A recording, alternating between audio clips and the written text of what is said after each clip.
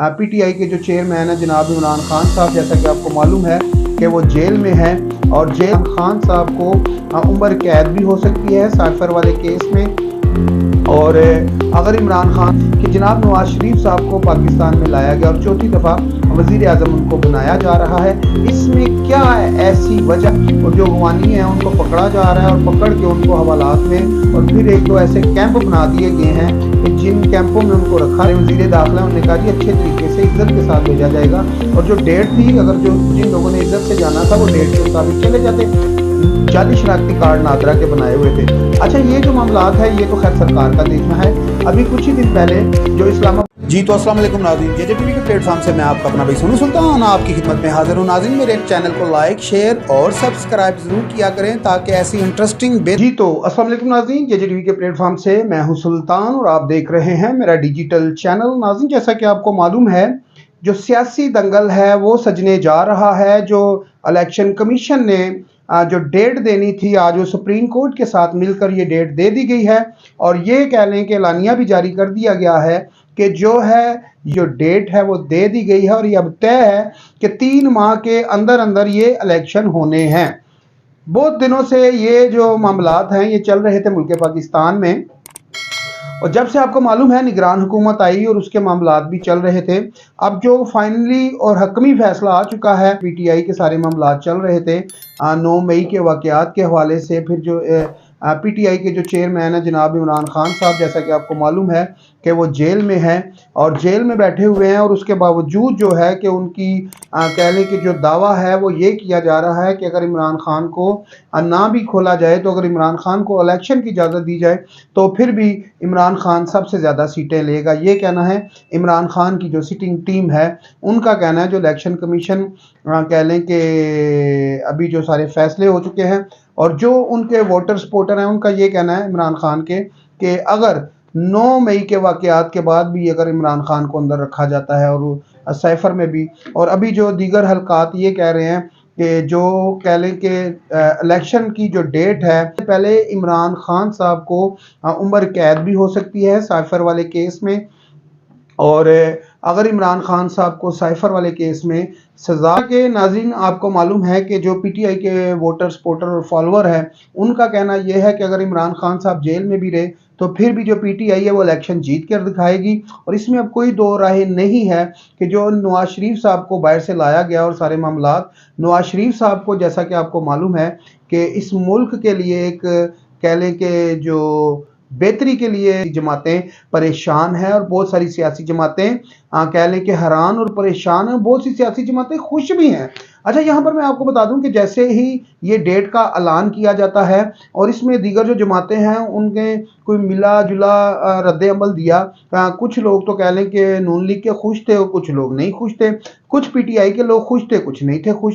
जिस तरह के पीपल्स पार्टी की अगर बात करें तो पीपल्स पार्टी तो खुश ही खुश है और पीपल्स पार्टी ने कहा जी हम ये 65 सीटें कम से कम निकाल लेंगे। 40 सीटें तो उनके पास हैं पंजाब से और 25 सीटें वो कहाँ से निकालेंगे, ये अभी बात जो है गौरे फिक्र है और ये सोचने वाली बात है।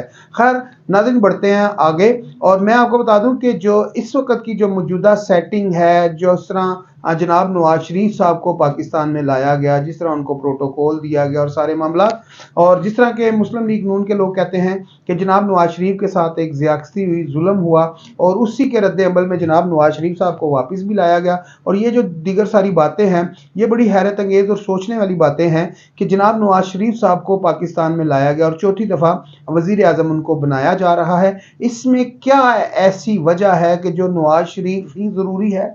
कौन सी ऐसी बात है, कौन सा ऐसा अमल है जो दूसरी हुकूमतों से नहीं हुआ, इमरान खान साहब से नहीं हुआ, 16 महीने की जो हुकूमत थी पीडीएम की उनसे नहीं हुआ, तो नवाज शरीफ को लाना ही क्यों ज़रूरी था? जनाब नवाज शरीफ साहब को लाना इसलिए भी ज़रूरी था कि जो मईशत है ना तो इमरान खान साहब से सेट हुई तो ना ही वो शहबाज शरीफ साहब से सेट हुई। तो अब जो है एस्टेब्लिशमेंट ने फैसला किया कि अक्लमंद और समझदार बंदा लाया जाए और अक्लमंद समझदार बंदा जो पुराना सियासतदान है, जिसकी कह लें कि दूसरे मुल्कों के साथ भी अच्छा एक ताल्लुक है और अच्छा कह लें कि उसका इफेक्ट आएगा और उसका मुल्क पाकिस्तान को फ़ायदा भी होगा।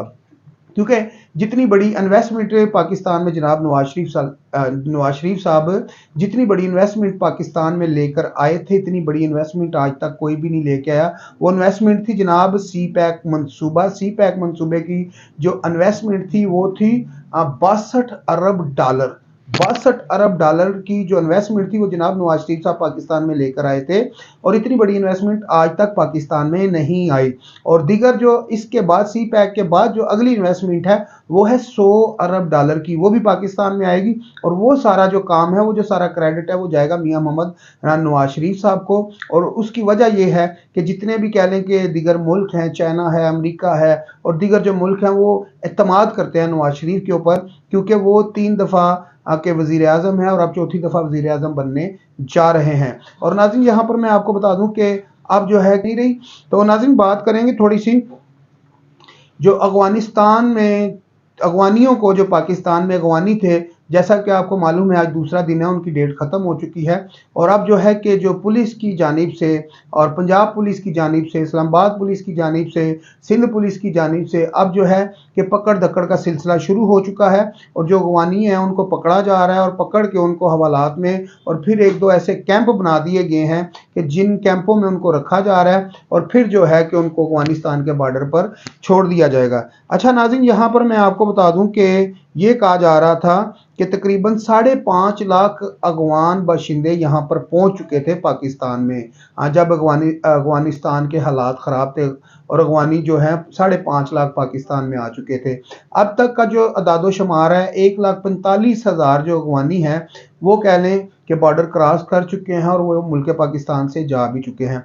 बाकी जो है कि कह लें कि 3 लाख लोग पीछे बचते हैं। अच्छा, इसमें तो ये है कि जो रजिस्टर्ड हैं अफगानी उनको तो रिलीफ मिलेगा, ठीक है जी, और जो गैर कानूनी तरीके से रह रहे थे उनको रिलीफ यहाँ पर नहीं मिलेगा पाकिस्तान में। उसकी वजह यह है कि ये कहा जा रहा है मुल्क पाकिस्तान की जो सरकार है, जो गवर्नमेंट है, जो हमारे इदारे हैं, वो ये कहते हैं कि इनकी वजह से, अगवानियों की वजह से स्ट्रीट क्राइम बढ़ा है, चोरियों डकैतियों में इजाफा हुआ है, लिहाजा इनका जाना अब तय है और इनको जाना भी ज़रूरी है। नाज़रीन, जैसा कि आपने देखा होगा कि अगर आप किसी परेशानी में अपने रिश्तेदारों या किसी के घर चले जाते हैं तो उनकी मेहरबानी है अगर वो आपको रखते हैं, तो जब वो अगर आपको कहते हैं अब आप यहाँ से चले जाएं तो फिर आपको भी बड़ा गुस्सा आता है। और इसी तरह जब अगवान बशिंदों को, अगवान शहरियों को हम मुल्क पाकिस्तान की हुकूमत ने पाकिस्तान में जगह दी तो वो लोग बड़े खुश थे, जी हमें जगह दी। और अब जब जाने के लिए कहा जा रहा है तो उनकी जो रियासत है, जो गवर्नमेंट है, उनको भी बड़ा गुस्सा आ रहा है कि जो अगवान बशिंदे हैं उनको पाकिस्तान से क्यों निकाला जा रहा है,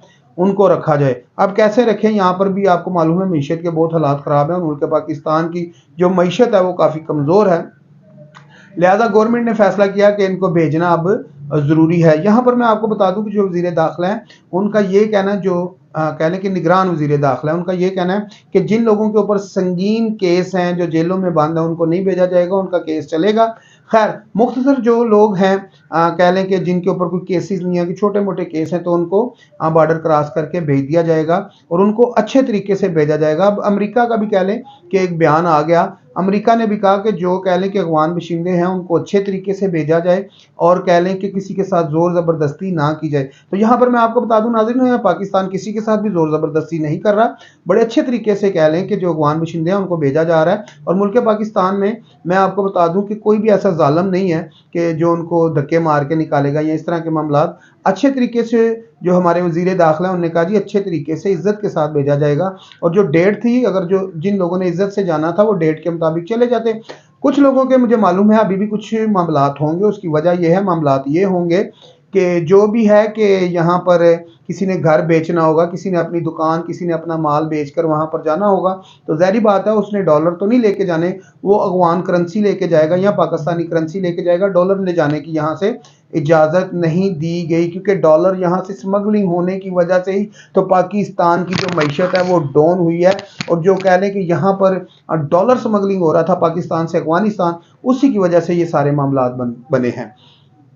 तो यहाँ पर जो हुकूमत पाकिस्तान ने अवाम से भी एक रिक्वेस्ट की है, वो ये है कि अवाम से रिक्वेस्ट ये की गई है कि अगर आपके दाएं बाएं कोई अफगानी हैं या अफगानिस्तान के बाशिंदे हैं तो लिहाजा हुकूमत ने एक नंबर दिया है 1700 पे आप रब्ता कर सकें। अगर आपके आसपास कोई अगवान बशिंदे छुपे हुए हैं, बैठे हुए हैं, तो प्लीज़ 1700 पर आप रब्ता करें और उनकी इतला दें, और आपका जो नाम है वो राज में रखा जाएगा, आपका नहीं बताया जाएगा कि आपने कॉल की और इनके बशिंदों के बारे में बताया। अच्छा, यहाँ पर मैं आपको एक बात बता दूं कि जो लोग उनको पनाह देंगे, जो सहूलतकारी करेंगे, अच्छा, उनके ऊपर फिर मुकदमा भी होगा, वो जो पाकिस्तानी उनकी सहूलत करेंगे, सहूलतकारी करेंगे। यहाँ पर यह है कि कुछ लोगों के ये भी मामलात होते हैं कि जिस तरह के कह लें कि अगवान लड़कियों के साथ शादी की हुई है और दीगर जो ऐसी रिश्तेदारियां भी लोगों ने पाली हुई हैं, अगवान लड़कियों के साथ शादियां भी की हुई हैं पाकिस्तानियों ने, ये दीगर मामलात चलेंगे और इनके ऊपर कह लें कि अभी तक कोई कानून सामने नहीं आया कि जिन लोगों ने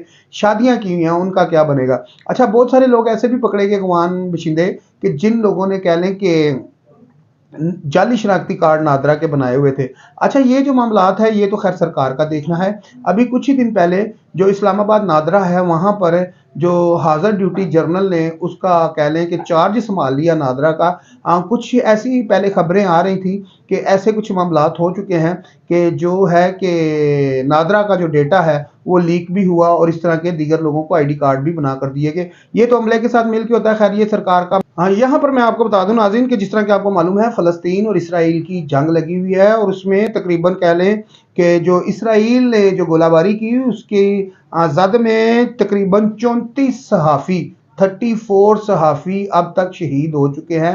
किस में? जो इसराइल और फ़लस्तीन की जंग लगी हुई है। ये काफ़ी सारे मामलात हैं नाज़रीन यहाँ पर कि जो फ़लस्तीन और इसराइल की जंग लगी हुई है, इसकी वजह से कह लें कि काफ़ी ज़्यादा जो लोग हैं सहाफ़ी 34 के करीब सहाफ़ी जो हैं वो शहीद हो चुके हैं। काफ़ी गौर व फिक्र वाली बात है नाज़रीन, दुख वाली बात है कि दुआ करें कि ये लड़ाई जल्द से जल्द ख़त्म हो, क्योंकि हज़ारों की तादाद में इसराइली मर चुके हैं, हज़ारों की तादाद में फ़लस्तीनी मर चुके हैं। अगर हम देखते हैं तो ये अगर देखा जाए तो है तो सारी आदम की औलाद और कह लें कि अल्लाह की मखलूक है। अगर आप किसी भी मज़हब से ताल्लुक़ रखते हैं, चाहे क्रिश्चियन हैं, ईसाई हैं और कह लें कि मुसलमान हैं, कुछ भी आप ज़रूर दुआ करें इसके ऊपर कि अल्लाह पाक इस मामलात को जल्द से जल्द ख़त्म करे और ये मामलात क्लियर हों और जिसका जो भी हक़ है उसको वो मिले और अल्लाह पाक ये सारी लड़ाई को ख़त्म करे। और हमारी भी दुआ ये है नाज़रीन कि ये लड़ाई ख़त्म होनी चाहिए। उसकी वजह ये है कि बहुत सारे कह लें कि आदम की बेटियां और आदम के बेटे शहीद हो चुके हैं। आपने भाई सोनू सुल्तान को इजाज़त दीजिए, हमारे चैनल को लाइक शेयर और सब्सक्राइब कीजिए। मिलते हैं अगली वीडियो में। अल्लाह हाफिज़।